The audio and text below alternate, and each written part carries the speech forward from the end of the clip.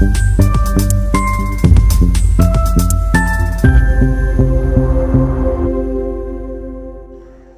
দর্পণ, বিনোদন সবার জন্য।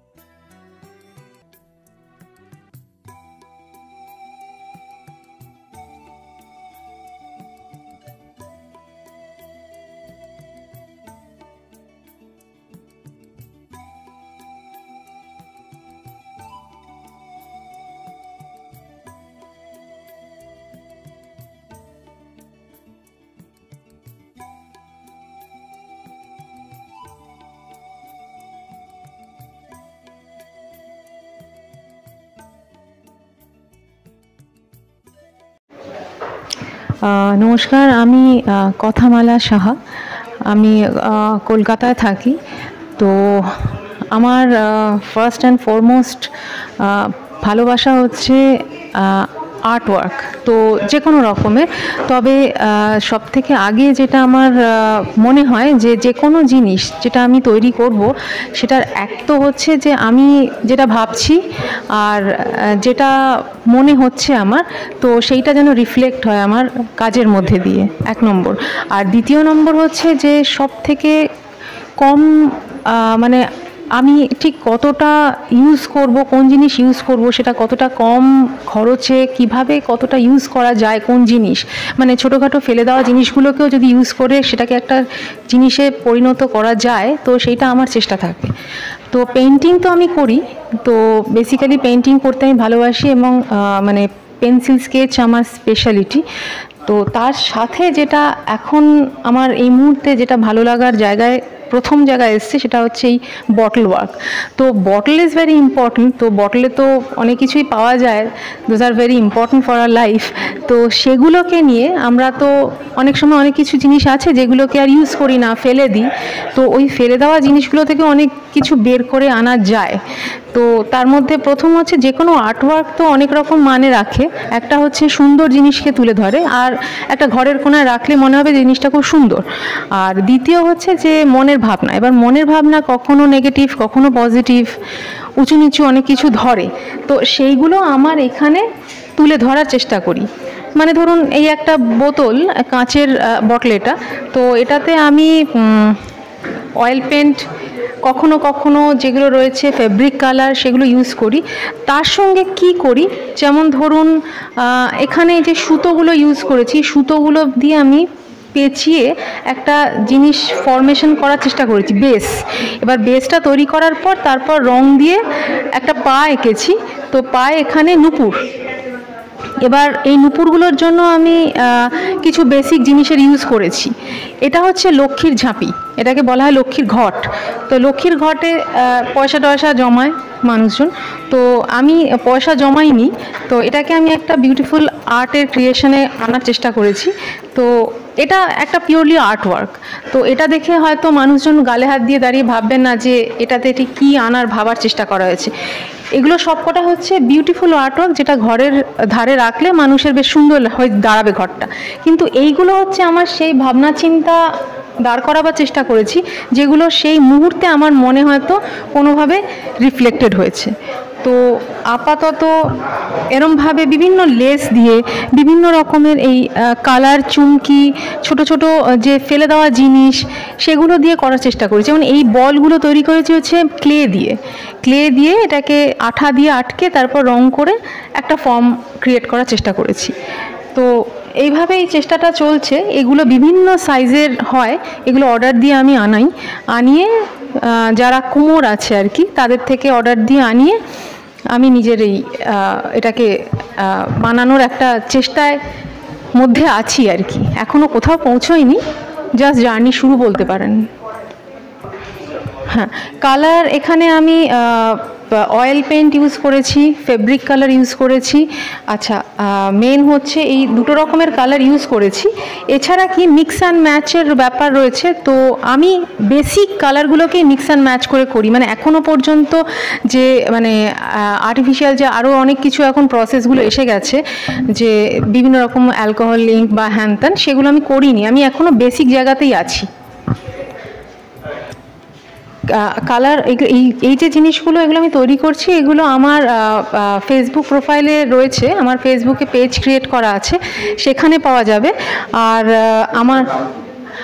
আমার ফেসবুকে আমি পোস্ট করা আছে, আমার নাম হচ্ছে কথামালা। তো কথামালা সাহা দিয়ে এটা ফেসবুকে পোস্ট করা আছে এই বিভিন্ন ইয়েগুলো। এবার প্রাইস কোথাও ওখানে আমি করিনি, প্রাইস অন রিকোয়েস্ট আছে। তবে এগুলো সবকটাই তো আর্টওয়ার্ক। এবার বিভিন্ন শেপের এটা কিনতে আমার তো একটা খরচা হচ্ছে, তারপর আর্টওয়ার্কের একটা নিজস্ব একটা প্রাইস থাকে। ধরুন আমি সাপোজ এটা মনে করা হচ্ছে, ধরুন একটা দাম রাখলাম, আমি একটা কিছু নিজের মনে একটা দাম রাখলাম, 1000 টাকা, 1200 টাকা, 1500 টাকা, 700 টাকা, কিছু একটা। এবার আর্টওয়ার্কের সেরকমভাবে না দাম হয় না, মানে ওটা তো একটা মানুষ ভালোবাসা দিয়ে তৈরি করেছে।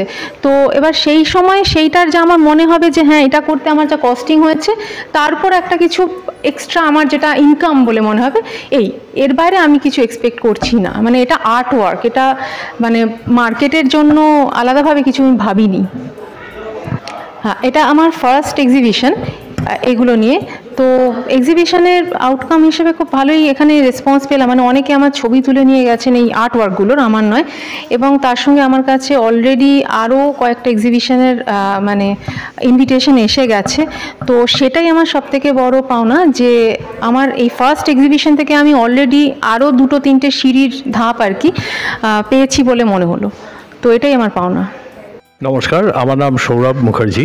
আমি পেশায় আর্টিফিশিয়াল ইন্টেলিজেন্স নিয়ে কাজ করি, আর এমনিতে ফটোগ্রাফি আমার খুব ভালো লাগে। আর তাছাড়া আমি লেখালেখিও করি, একটু ক্রাইম থ্রিলার লিখে থাকি।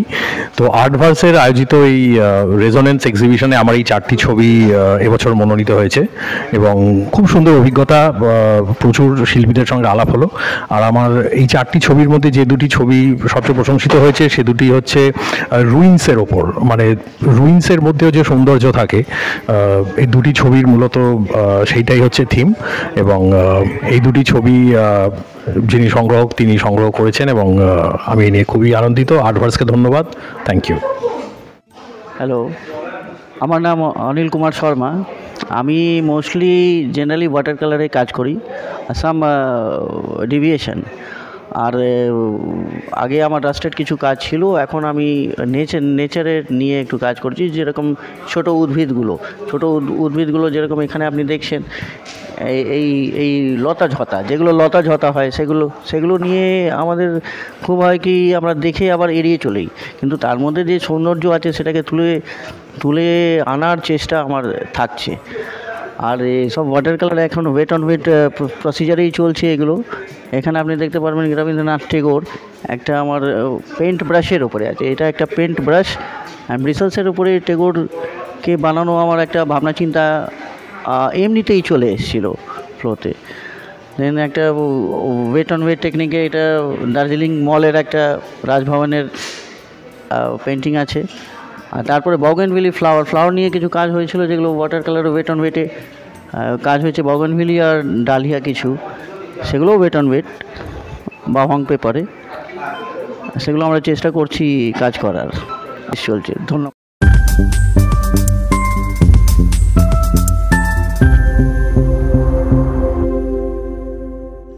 বং দর্পণ, বিনোদন সবার জন্য।